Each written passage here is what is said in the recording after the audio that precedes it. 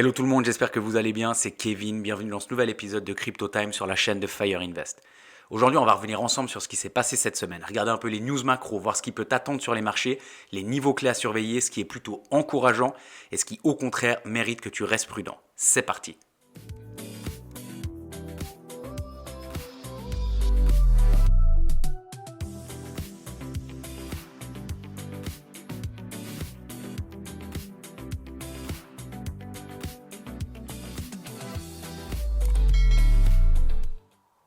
Bon, on attaque directement sur CoinMarketCap pour voir un petit peu ce qui s'est passé cette semaine. Donc on peut voir que déjà sur une semaine, il n'y a pas une crypto qui n'a pas perdu 10%. Ça, c'est le grand minimum pour quasiment toutes les cryptos. On voit même que Hyperliquid, il a perdu plus de 20%. Moi, il y a déjà un point qui me fait quand même un tout petit peu souci ici, c'est que généralement, quand on voyait Bitcoin perdre 2, 3, allez 5%, on voyait les altcoins se faire mais littéralement déchirer. Et là, on voit Bitcoin qui perd 10%. Et quasiment toutes les altcoins du top 10, si on regarde comme ça, elles perdent exactement la même chose, à part Cardano qui a perdu quand même un petit peu plus aussi. Mais autrement, on voit que finalement, les alts, elles sont assez bien corrélées avec Bitcoin.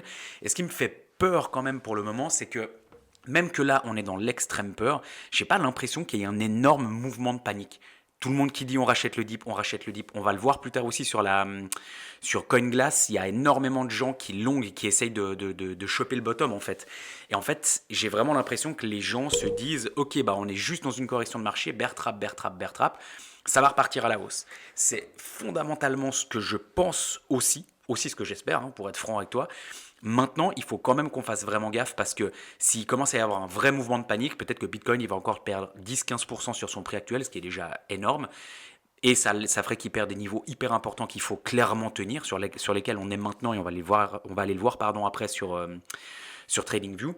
Mais surtout, ça voudrait dire à ce moment-là que là, les altcoins, je pense qu'elles rattraperaient le retard qu'elles n'ont pas pris sur cette baisse de ces quelques derniers jours ou ces dernières semaines. Et là, par contre, on risque de se faire mais réellement éclater. Il n'y a pas d'autre terme. Donc voilà, je voulais déjà te parler un petit peu de ça. Ensuite, je voulais te montrer sur le CME FedWatch Tool. Donc, c'était vendredi. Il y a, je crois, le président de la Fed mais de New York qui a parlé. Et en gros, il a quand même rassuré les marchés en disant que pour le moment, il y avait toujours une baisse des taux qui était prévue le 10 décembre. Et on voit en fait vendredi matin, je regarde donc le CME FedWatch, je regarde aussi sur Polymarket et je vois que genre il y avait 60 ou 70% de risque qu'on baisse pas les taux. Et dans la journée, je crois que c'était 14h30 le discours de, j'ai plus son nom exact. Et en fait, on voit qu'on est passé à 71%. Donc maintenant, de nouveau, le marché price qu'il y aura une baisse des taux, ce qui est plutôt bon pour dynamiser l'économie américaine et l'économie en général. Maintenant, on voit que le prix n'a pas du tout réagi à ça, ce qui est quand même plutôt une bonne nouvelle. Donc il faudra voir un petit peu ces prochains temps. Après, bah voilà, les marchés traditionnels, ils ont fermé le vendredi soir, donc il y a peut-être ça aussi qui joue un rôle. Donc il faudra vraiment voir à la réouverture des marchés ce soir comment ça va se passer. Mais pour le moment, on price une baisse des taux. Après, ce qu'il faut bien comprendre, c'est que une baisse des taux, c'est bien quand l'économie va bien et qu'on peut les baisser sereinement. Une baisse des taux catastrophe parce que l'économie va mal, on doit relancer et c'est la merde, il n'y a pas d'autre terme.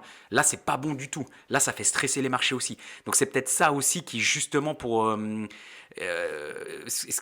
qui a fait que vendredi, ça n'a pas forcément été dans le bon sens, c'est que potentiellement, le marché price, oui, une baisse des taux, mais dans l'urgence, un peu catastrophe. Donc c'est peut-être pour ça que les marchés n'ont pas super bien réagi.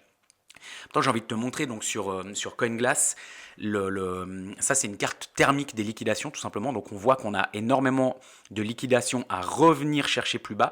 Et ça va en fait avec ce que je te disais avant, c'est que dès qu'on a le moindre mouvement haussier, on a plein de gens ici. Ça en fait c'est tout simplement des gens qui ont mis des longues. Parce que quand tu fais un long, tu paries à la hausse sur le Bitcoin, plus bas, tu dois mettre un prix sous lequel tu es liquidé. Et donc, ça crée énormément de liquidité. Et le problème qu'on a depuis toute la semaine dernière et même avant, c'est que pour tout le monde, on est dans un bear trap, c'est sûr, c'est sûr, c'est sûr. Donc, ils mettent beaucoup de leviers pour essayer de choper le bottom pile. Et puis, bah, ça fait qu'il y a toujours énormément de liquidations qui viennent s'accumuler au sud et qui tirent le prix vers le bas. On voit ici, on vient d'aller récupérer de la liquidité, il y en a un petit peu, mais là, on vient de partir de cette liquidité, il y en a déjà énormément. Et donc, le marché est forcément raspiré vers le bas parce que c'est là où tout simplement il y a énormément de liquidité.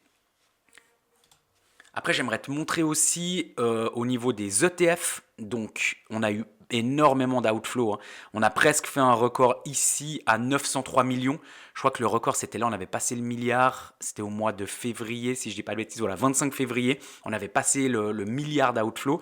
Donc là, il y avait énormément d'outflow. Et par contre, on voit que le 21, donc c'était vendredi, on voit qu'on a eu des inflows sur les ETF Bitcoin de 238 millions. Alors, c'est pas grand-chose encore, mais c'est toujours intéressant de voir qu'à ces cours, entre 80 000 et 85 000 dollars, les institutionnels, les institutions et les institutionnels commencent à se réexposer Bitcoin. Donc ça peut être un signe plutôt encourageant pour la suite, parce que si on voit que les institutionnels autour des 80 000 dollars se réexposent à Bitcoin, ça veut tout simplement dire que pour les baleines, on va les appeler comme ça, hein, c'est intéressant d'acheter à ce prix-là. Donc il faudra qu'on reste vraiment attentif. Et maintenant, pour faire simple, justement, j'aimerais te montrer le graphique. Donc là, on voit le graphique, on est en daily sur le Bitcoin, tout simplement. Donc on voit ici qu'on a fait l'ATH le 6 octobre. Donc finalement, on n'était pas si loin, à 126 000 dollars. Et on voit que depuis, on est reparti sur une très belle dynamique baissière. On fait des fair value gap. Donc on voit ici, c'est tout simplement ces trous où la bougie... Donc c'est entre cette bougie, celle-ci et celle-là, et on voit que celle-ci et celle-ci ne se touchent pas. Donc ça, c'est ce qu'on appelle du fair value gap. Et là, on voit tout simplement qu'on vient le retravailler, on repart à la baisse. Et là, on voit que pour le moment, tout simplement, les fair value gap baissiers sont respectés. Là, on voit qu'on en a refait. On vient travailler ces fair value gap. Là-dedans, il y a énormément de liquidité qui reste. Et donc, le marché n'aime pas ces trous de liquidité. Ça s'appelle des imbalances. Et il vient tout simplement faire du repricing. Il vient à l'intérieur, il récupère des liquidités et il repart. Là, on voit qu'on n'est même pas revenu travailler celui-ci. On est reparti. Là, on voit qu'on en a un petit aussi ici en daily. Mais surtout, j'avais tracé cette bande verte parce que on avait énormément de liquidité à revenir chercher là, depuis ce gros push ici qu'on avait eu au mois d'avril, parce qu'on avait laissé du fair value gap vectoriel en plus, donc avec énormément de volume à l'intérieur.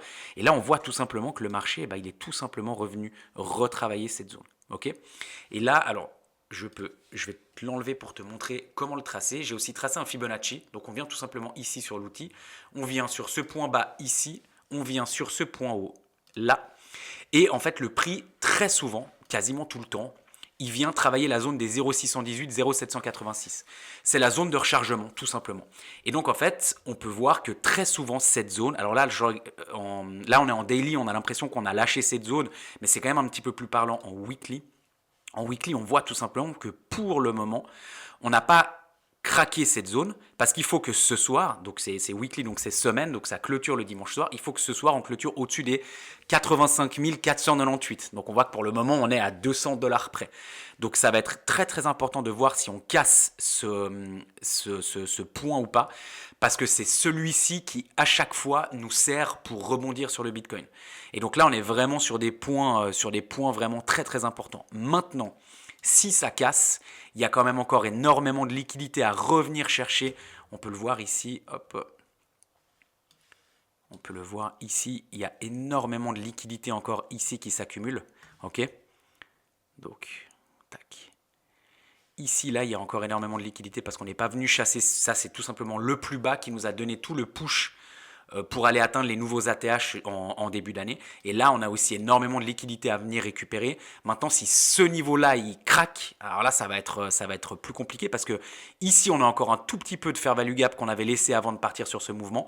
Mais là, effectivement, ça sera déjà un petit peu plus inquiétant parce qu'on aura déjà craqué ce premier arrêt qui, lui, normalement, est synonyme dans une dynamique haussière de rebond potentiel. Et c'est là où justement on est censé repartir. Maintenant, je le dis, ça m'étonnerait quand même que ici, là, on ait un rebond un peu en mode V-bottom, on prenne de la liquidité et qu'on reparte comme une balle. Ça m'étonnerait. Ce qui se passe, c'est que ça prend quand même du temps. On voit toute cette baisse, elle a pris du temps. On a commencé à baisser depuis le 6 octobre, pardon. On est le 23 novembre, ça prend 1 mois et demi. Donc ça m'étonnerait quand même qu'on soit dans quelques jours ou même dans quelques semaines sur un ATH. Après, il y a autre chose qui est hyper intéressant, c'est de regarder en 3 mois. En fait, le marché, très souvent, il a tendance à faire des trimestres soit baissiers, soit haussiers. Et là, on voit tout simplement qu'on avait eu quand même 2 trimestres haussiers. Ok. Et là, on a tout simplement un trimestre qui vient récupérer de la liquidité. Donc, ça pourrait être jusqu'à début d'année prochaine ou fin de cette année. Et puis, on pourrait avoir des débuts 2026, pourquoi pas, un trimestre de nouveau haussier. On voit pour le moment, quand on regarde comme ça, je vais juste enlever ça pour qu'on y voie un petit peu plus clair. On voit pour le moment, quand on regarde ça, alors oui, pour le moment, la bougie trimestrielle ici, elle n'est pas jolie, mais elle est loin d'être clôturée. Elle va clôturer au 31 décembre, ok. Donc, on est venu récupérer de la liquidité ici, mais pour le moment, pas de stress, il n'y a aucun problème. Et ce qu'il faut bien garder en tête aussi, c'est qu'à partir du 1er décembre, il y a le QT qui se termine aux États-Unis, donc ils vont arrêter de retirer de l'argent de l'économie. Pour le moment, ils vont rester neutres, ils vont pas non plus allumer la fameuse imprimante à billets. Mais si tout d'un coup, on passe d'une neutralité à un QE, et bien là, clairement, ça pourrait être un très très bon signe. Et là, c'est pas impossible qu'avec de la liquidité, avec un président pro-crypto comme Trump, avec quand même les États-Unis qui disent qu'ils veulent être la capitale mondiale des cryptos, avec la Chine qui ont réinjecté des milliards, je crois des centaines ou des centaines de milliards dans leur économie. Alors pour le moment, bien sûr, ça revient pas sur les marchés à risque comme ça, mais il y a bien un jour aussi où même eux, ils sont exposés au Bitcoin. On l'a vu aussi avec du minage, etc. Donc c'est pas impossible que toutes ces liquidités elles reviennent sur ce marché-là, mais pour le moment on est quand même dans une phase un peu tendue, on va dire ça comme ça. Et là il faut faire attention, préserver son capital parce que là il y a rien de plus primordial que ça. J'aimerais juste terminer un petit peu en plus petite time frame. Là on voit tout simplement en 4 heures que le prix du Bitcoin il est revenu travailler aussi certains fair value gap. On le voit même mieux en 1 heure je crois. Voilà. En H1, on voit ici qu'on est revenu travailler ici ce fair value gap qu'on a ici. Pour le moment, ça opère un rejet. Hein. Donc on va voir justement si on arrive à passer ce fair value gap. On était passé celui-ci, ça a pris du temps. On voit qu'on est revenu récupérer un peu de liquidité, puis que pendant la nuit, là, on est reparti un petit peu à la hausse. Mais on voit quand même que sur les dynamiques baissières, on a des gros push baissiers, on part à la baisse assez fort. Et que là, oui, on a une dynamique, on est passé ici de 80 000 à 86 700 dollars. Bien sûr, 6 000 dollars, c'est pas rien sur le Bitcoin, mais on voit comme c'est laborieux. La dynamique haussière, elle est hyper lente, elle montre aucun signe de force. La dynamique baissière, elle nous crée énormément de fair value gap. On revient un peu les travailler, mais on repart à la baisse automatiquement. Et si on regarde en daily, il y a eu énormément de jours où on n'est même pas revenu prendre les daily plus hauts. Là, depuis ici, là on est venu prendre. Ensuite, là, pendant 1 jour, 2 jours, 3 jours, 4 jours, 5 jours, 6 jours, 7 jours, 8 jours, on n'est pas revenu prendre un sommet. Ensuite, ici, donc on était le 20, on est revenu juste récupérer de la liquidité, on a pris le sommet du jour d'avant et on est reparti à la baisse. Et là, on voit qu'aujourd'hui, pour le moment, on a repris le daily high, donc on est venu reprendre le plus haut de hier. On va peut-être s'attaquer au plus haut de vendredi, mais après là on a de nouveau un fair value gap daily et on va voir si celui-ci nous renvoie pas à la baisse. Ce sera à voir. Il faut rester attentif. Moi personnellement j'ai quand même sécurisé du capital, comme ça si on voit que le marché se retourne, je peux réinjecter dedans. Mais aussi si on regarde la cyclicité du marché crypto, on arrive à ce qu'on connaît sur la fin du cycle. On s'était tous dit entre novembre et décembre, ça va être la fin du cycle. Donc, est-ce qu'on partirait pas en bear market? Est-ce que ces cycles, finalement, ils sont peut-être pas encore d'actualité? Ça, je sais pas. Moi, personnellement, je vois pas le catalyseur qui pourrait nous renvoyer réellement dans un bear market avec Trump au pouvoir et tout ça, avec des institutions qui quand même achètent des cryptos.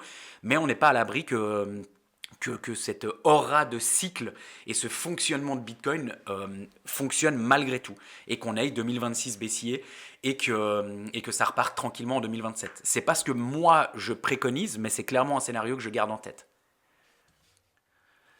Merci beaucoup d'avoir regardé ce Crypto Time, j'espère vraiment que ça t'a plu. Je sais que je poste pas énormément en ce moment, je suis sur plusieurs projets en même temps, que ce soit privé ou professionnel, mais je veux vraiment essayer d'être plus régulier et de tenir au moins un épisode par semaine.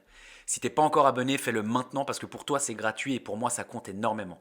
Merci encore pour ton soutien, à très vite sur la chaîne de Fire Invest et n'oublie pas d'ici là, agis aujourd'hui pour devenir demain.